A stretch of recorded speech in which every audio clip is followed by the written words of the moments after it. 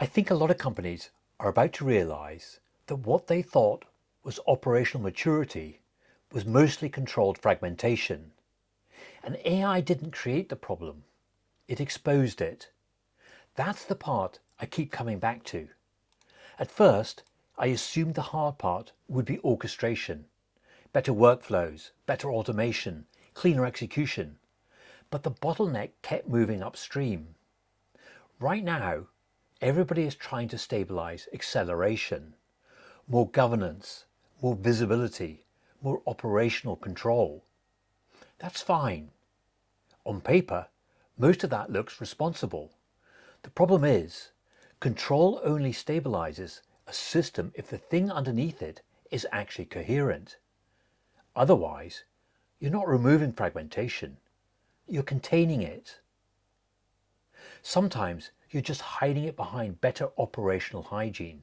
And once you notice that pattern, you start seeing it everywhere. Teams moving faster, but aligning less. More output, but somehow more confusion around what actually matters. Meetings created to resolve contradictions caused by the previous layer of execution. Leadership groups talking about scale while quietly revisiting the same strategic decisions over and over because nothing ever became operationally true. You get departments that sound intelligent in isolation, but the overall direction feels strangely unstable. And most people inside these environments don't call it a coherence problem. They call it execution drift, or communication breakdown, or AI adoption friction, or scaling pressure. So naturally, the response becomes more control, more process, more checkpoints, more intervention. But control applied to incoherence doesn't create alignment. It creates managed contradiction. That's different. A coherent system can absorb speed because the judgment structure underneath it is stable. People understand what matters. Trade-offs are legible. Priorities hold under pressure. The environment can move quickly without constantly renegotiating direction.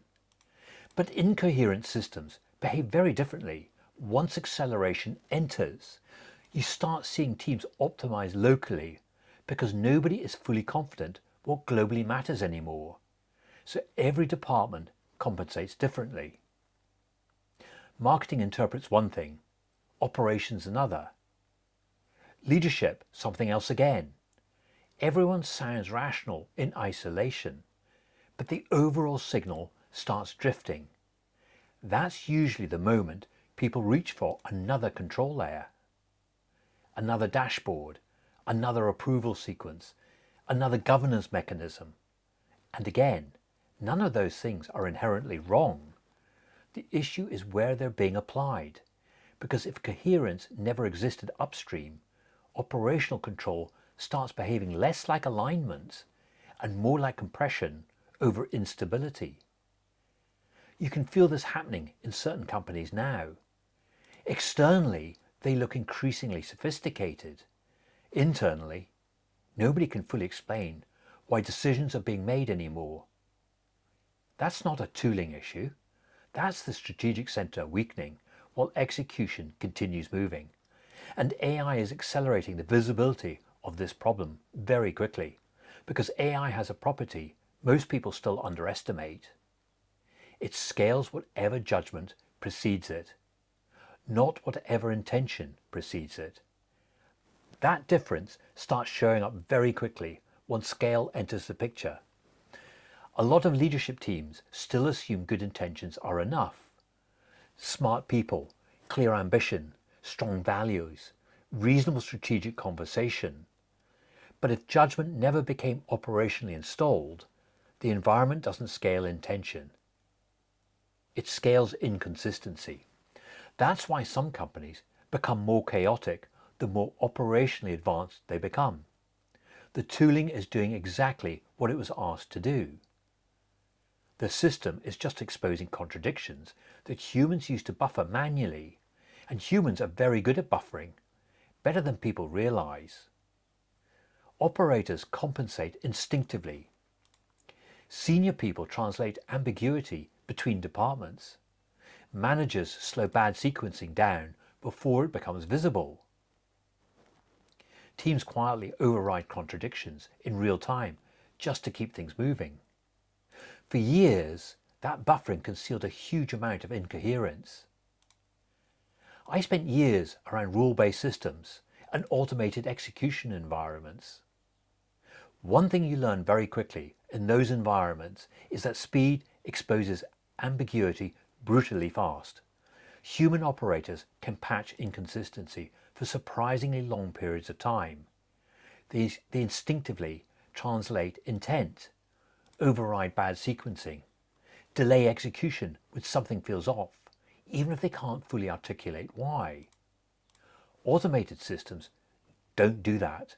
They execute whatever assumptions are already inside the environment. And once execution speed increases enough, unresolved ambiguity stops feeling theoretical very quickly. That's the pressure a lot of leadership teams are actually feeling right now. Not just acceleration, exposure.